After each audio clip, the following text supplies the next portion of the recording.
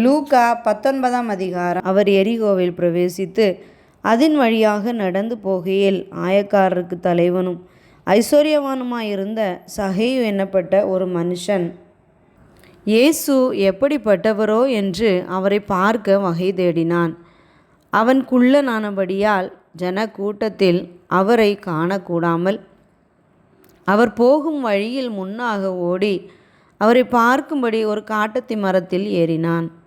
இயேசு அந்த இடத்தில் வந்தபோது அண்ணாந்து பார்த்து அவனை கண்டு, சகையுவே, நீ சீக்கிரமாய் இறங்கி வா, இன்றைக்கு நான் உன் வீட்டிலே தங்க வேண்டும் என்றார்.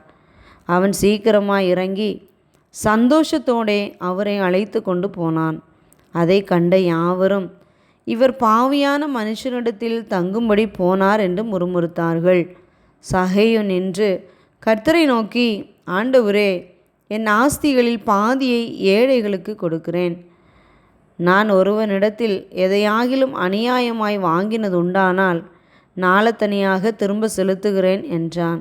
இயேசு அவனை நோக்கி, இன்றைக்கு இந்த வீட்டுக்கு இரட்சிப்பு வந்தது, இவனும் ஆபிரகாமுக்கு குமாரனாய் இருக்கிறானே. இழந்து போனதை தேடவும் இரட்சிக்கவுமே மனுஷகுமாரன் வந்திருக்கிறார் என்றார். அவர்கள் இவைகளை கேட்டுக்கொண்டிருக்கையில் அவர் எருசலேமுக்கு சமீபித்திருந்தபடியினாலும் தேவனுடைய ராஜ்யம் சீக்கிரமாய் வெளிப்படும் என்று அவர்கள் நினைத்தபடியினாலும் அவர் ஒரு உவமையை சொன்னார். பிரபுவாகிய ஒருவன் ஒரு ராஜ்யத்தை பெற்றுக்கொண்டு திரும்பி வரும்படி தூர தேசத்துக்கு போக புறப்பட்டான். புறப்படும்போது அவன் தன் ஊழியக்காரரில் 10 பேரை அழைத்து அவர்களிடத்தில் 10 ராத்தல் திரவியங்கொடுத்து, நான் திரும்பி வருமளவும் இதை கொண்டு வியாபாரம் பண்ணுங்கள் என்று சொன்னான். அவனுடைய ஊரார் அவனை பகைத்து, இவன் எங்கள் மேல் ராஜாவாயிருக்கிறது எங்களுக்கு மனதில்லை என்று சொல்லும்படி அவன் பின்னே ஸ்தானாதிபதிகளை அனுப்பினார்கள். அவன் ராஜ்யத்தை பெற்றுக்கொண்டு திரும்பி வந்தபோது தன்னிடத்தில் திரவியம் வாங்கியிருந்த அந்த ஊழியக்காரரில் அவனவன் வியாபாரம் பண்ணி சம்பாதித்தது இவ்வளவென்று அறியும்படி அவர்களை தன்னிடத்தில் அழைத்து வரச் சொன்னான்.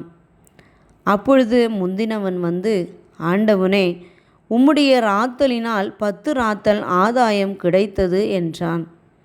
எஜமான் அவனை நோக்கி, நல்லது, உத்தம ஊழியக்காரனே, நீ கொஞ்சத்தில் உண்மை உள்ளவனாயிருந்தபடியால் 10 பட்டணங்களுக்கு அதிகாரியாயிரு என்றான். அந்தபடியே 2ஆம் ஊழியக்காரன் வந்து, ஆண்டவனே, உம்முடைய ராத்தலினால் 5 ராத்தல் ஆதாயம் கிடைத்ததே என்றான். அவனையும் அவன் நோக்கி, நீயும் 5 பட்டணங்களுக்கு அதிகாரியாயிரு என்றான். பின்பு வேறொருவன் வந்து, ஆண்டவனே, இதோ உம்முடைய ராத்தல், இதை ஒரு சீலையிலே வைத்திருந்தேன். நீர் வைக்காததை எடுக்கிறவரும் விதைக்காததை அறுக்கிறவருமான கடினமுள்ள மனுஷன் என்று அறிந்து உமக்கு பயந்திருந்தேன் என்றான். அதற்கு அவன், பொல்லாத ஊழியக்காரனே, உன் வாய் சொல்லை கொண்டே உன்னை நியாயந்திருக்கிறேன். நான் வைக்காததை எடுக்கிறவனும் விதைக்காததை அறுக்கிறவனுமான கடினமுள்ள மனுஷன் என்று அறிந்தாயே. பின்ன ஏன் நீ என் திரவியத்தை காசு கடையிலே வைக்கவில்லை? வைத்திருந்தால் நான் வரும்போது அதை வட்டியோடே வரப்பற்றி கொள்வேனே என்று சொல்லி சமீபமாய் நிற்கிறவர்களை நோக்கி அந்த ராத்தலை அவன் கையிலிருந்து எடுத்து 10 ராத்தல் உள்ளவனுக்கு கொடுங்கள் என்றான். அதற்கு அவர்கள், ஆண்டவனே, அவனுக்கு 10 ராத்தல் இருக்கிறதே என்றார்கள்.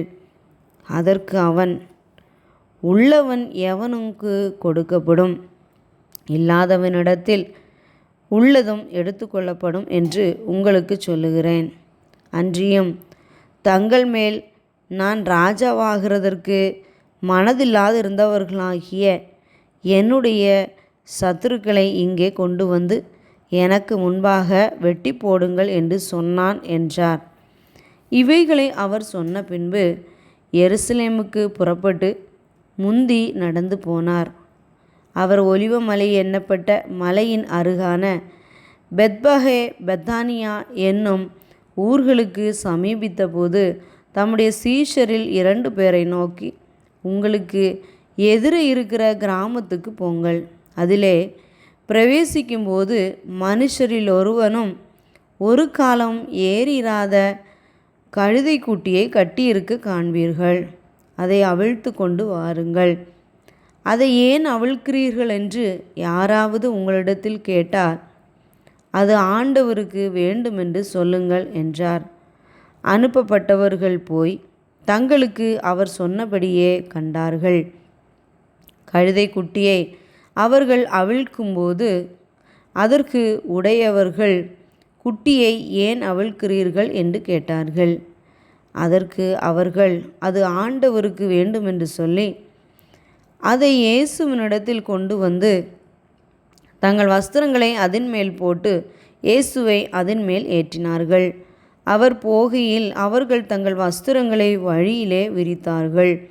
அவர் ஒலிவ மலையின் அடிவாரத்துக்கு சமீபமாய் வருகையில் திரளான கூட்டமாகிய சீஷர் எல்லாரும் தாங்கள் கண்ட சகல அற்புதங்களையும் குறித்து சந்தோஷப்பட்டு, கர்த்தருடைய நாமத்தினாலே வருகிற ராஜா ஸ்தோத்தரிக்கப்பட்டவர், பரலோகத்திலே சமாதானமும் உன்னதத்திலே மகிமையும் உண்டாவதாக என்று மிகுந்த சத்தத்தோடே தேவனை புகழ்ந்தார்கள். அப்பொழுது கூட்டத்திலிருந்த பரிசேயரில் சிலர் அவரை நோக்கி, போதகரே, உம்முடைய சீஷரை அதட்டும் என்றார்கள். அவர்களுக்கு அவர் பிரதியுத்தரமாக, இவர்கள் பேசாமல் இருந்தால் கல்லுகளே கூப்பிடும் என்று உங்களுக்கு சொல்லுகிறேன் என்றார். அவர் சமீபமாய் வந்தபோது நகரத்தை பார்த்து அதற்காக கண்ணீர் விட்டழுது, உனக்கு கிடைத்த இந்த நாளிலாகிலும் உன் சமாதானத்துக்கு ஏற்றவைகளை நீ அறிந்திருந்தாயானால் நலமாயிருக்கும். இப்பொழுதோ அவைகள் உன் கண்களுக்கு மறைவாயிருக்கிறது. உன்னை சந்திக்கும் காலத்தை நீ அறியாமல் போனபடியால் உன் சத்துருக்கள் உன்னை சூழ மதில் போட்டு உன்னை வளைந்து கொண்டு எப்பக்கத்திலும் உன்னை நெருக்கி உன்னையும் உன்னிலுள்ள உன் பிள்ளைகளையும் தரையாக்கி போட்டு உன்னிடத்தில் ஒரு கல்லின் மேல் ஒரு கல் இராதபடிக்கு செய்யும் நாட்கள் உனக்கு வரும் என்றார். பின்பு அவர் தேவாலயத்தில் பிரவேசித்து அதிலே விற்கிறவர்களையும் கொள்ளுகிறவர்களையும் புறம்பே துரத்தத் தொடங்கி, என்னுடைய வீடு ஜெப வீடாயிருக்கிறதென்று எழுதியிருக்கிறது, நீங்களோ அதை கள்ளர் குகை ஆக்கினீர்கள் என்றார். அவர் நாடோறும் தேவாலயத்தில் உபதேசம் பண்ணி கொண்டிருந்தார். பிரதான ஆசாரியரும் வேத பாரகரும் ஜனத்தின் மூப்பரும் அவரை கொலை செய்ய வகை தேடியும், ஜனங்கள் எல்லாரும் அவருக்கு செவி கொடுத்து அவரை அண்டிக் கொண்டிருந்தபடியால் அதை இன்னபடி செய்யலாம் என்று வகை காணாதிருந்தார்கள்.